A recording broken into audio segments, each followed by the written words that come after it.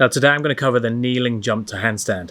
Now this might look quite tricky, but I actually think it's one of the easiest entries to handstand. Now it can be trained in lots of different ways. We'll go through the easiest options first, then we'll slowly make it harder and harder.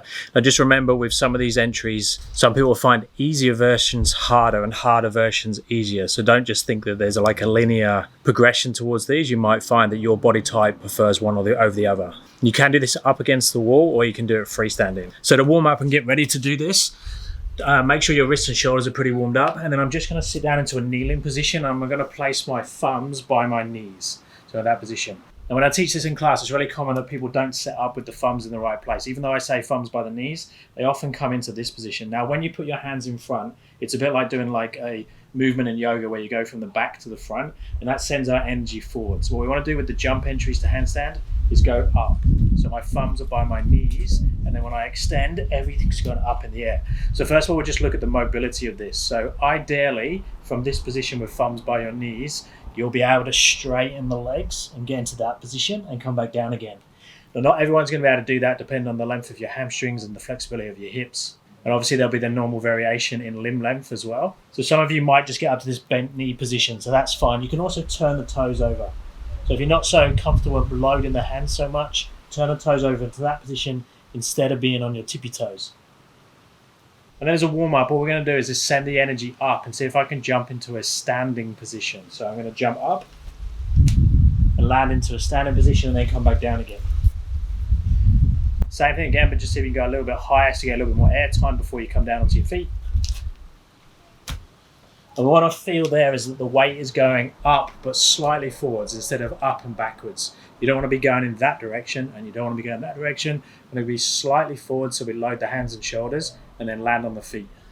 Now I'm going to do exactly the same, but just attempt to go up into like a tuck handstand position and come back down again. So more like a bunny hop position.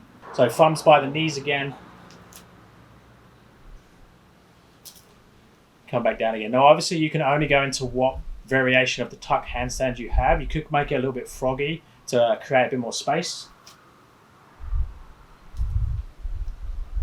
Or you can have your legs closer together if you find that's easier or more comfortable, or you're more used to that tuck position.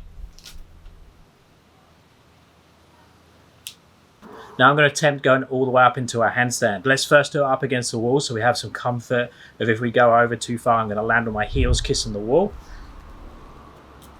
And remember, if you fail it on the way up, maybe come down and land on flat footed. Don't try and land on your tiptoes unless you're very comfortable to catch in that tuck planche froggy position on the way back down.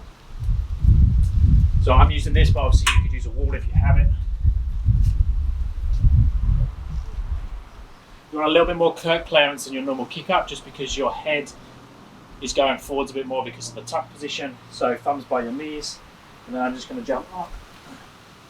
And then I have the comfort of the post or the wall there if I need to. And then when I come back down, I'm just going to kick back down out of it.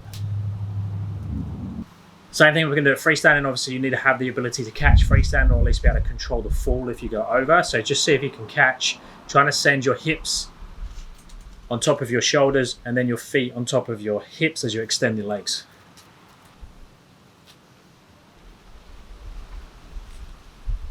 Now on the way back down, you've got two options. You could just come down normally and put your feet to the floor. Ideally, if you feel like you're comfortable and you can put a little bit more strength into that protraction, try and roll down through the movement that you've done on the way up and finish back in the kneeling position.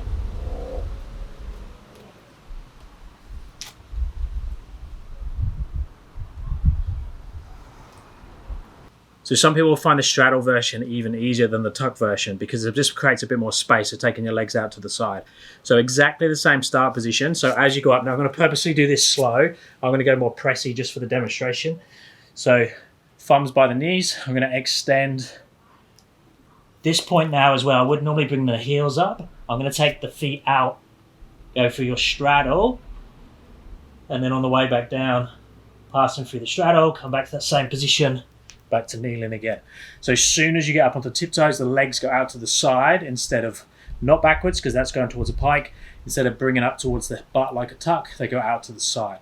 So making sure you can jump through that straddle position is really important. But again, if you don't quite have the flexibility, you could do like a hybrid, would be more like a frog jump. So as I come up, instead of straightening the legs all the way, I'm going to come a little bit out to the side, slightly bent legs to come around. So that one's good if your hamstring's a bit tight or you're tight for that straddle position. Exactly the same variations before. We could do it up against the wall.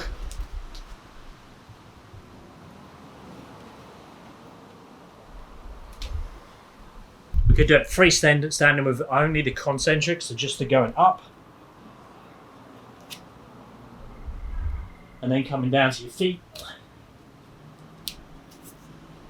Or you could do both. Straddle up, straddle back down, finish in the kneeling position. Now, if you have the control, you can do what I done in demos, then you could go much slower through like a press movement. Or if you don't have your press yet, you could use momentum to kick you up. You could balance if you start to lose it with your arms slightly bent. Now, I'm not going to teach this. This is something that you'll know or that you can do already, or you tend to do when you catch your handstand. If you're a bit stronger, you will bend the elbows. And then the other option is to go for a pike instead of a straddle and tuck. Now, it's very rare that people find the pike the easiest, but some people do, especially if they've got a deep forward fold from yoga or something and can get the hip over very easily. So this one, we're looking at straightening the legs all the way as we come up. Again, I'm going to demo it with more of a slow position to go through like a press movement.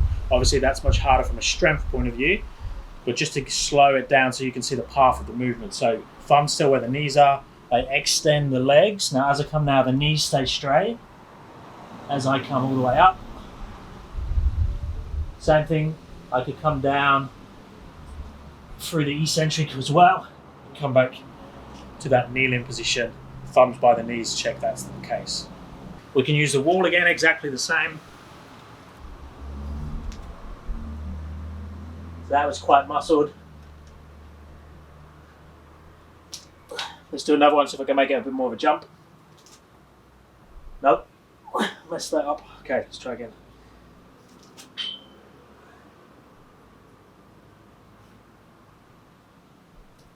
That's a bit better. So this is definitely a fun one to play with. Once you get it, you could combine all three of them. So you could do a tuck jump, a straddle jump, a pike jump like this in a row.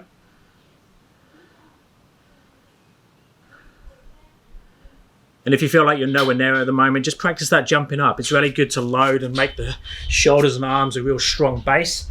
Pick that focal point on the floor. So thumbs by your knees, pick that focal point, get very comfortable with that.